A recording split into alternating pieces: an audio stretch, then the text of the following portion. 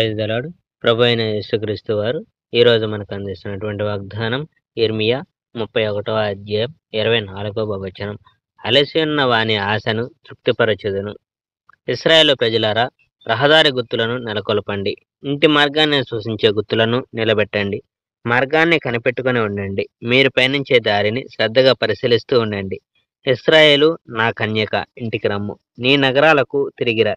నీవు విశ్వాసం లేని కుమార్తెవై ఉన్నావు. కానీ ఇంకెంతకాలం అక్కడక్కడ తిరుగుతావు? ఎప్పుడు ఇంటికి వస్తావు? నీ దేశంలో ఒక నూతనమైన దాన్ని యెహోవా సృష్టించినప్పుడు ఒక స్త్రీ తన పురుషుణ్ణి ఆవరిస్తుంది. ఇశ్రాయేలు దేవుడు సర్వశక్తిమంతుడైన యెహోవా ఇలా అంటున్నాడు: యూదా ప్రజలకు నేను మళ్ళీ మంచి పనులు చేస్తాను. వారిని తిరిగి నేను నిర్బంధం నుండి తీసుకొస్తాను. ఆ సమయంలో యూదా రాజ్యంలో దాని నగరాల్లోని ప్రజలు మళ్ళీ ఇలా అంటారు: ఓ నీతిగల నివాసమా, ఓ పవిత్ర పర్వతమా, యెహోవా నిన్ను దీవించునుగాక. యూదా పట్టణాలలోని ప్రజలంతా శాంతియుత సహజీవనం చేస్తారు. రైతులు, స్థిరంగా లేకుండా తిరిగే పశువుల కాపరులు అంతా యూదాలో ప్రశాంతంగా కలిసి జీవిస్తారు. బలహీనులకును అలసిపోయిన ప్రజలకు నేను విశ్రాంతిని, బలాన్ని ఇస్తాను. దుఃఖిస్తున్న వారి కోరికను తీరుస్తాను. అది విన్న తర్వాత నేను, అనగా యిర్మీయాను, మేల్కొని చుట్టూ చూశాను. అదెంతో హాయిని గురించిన నిద్ర.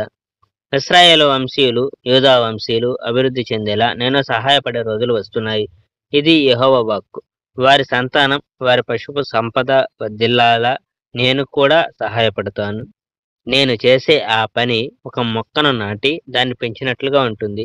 గతంలో ఇశ్రాయేలు, యూదా వారు చేసే కార్యకలాపాలపై నేను నిఘా వేసి ఉన్నాను.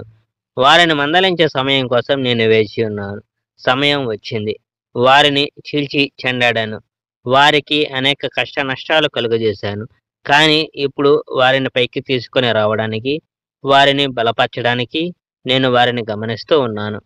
ఇది యెహోవా నుండి వచ్చిన వర్తమానం.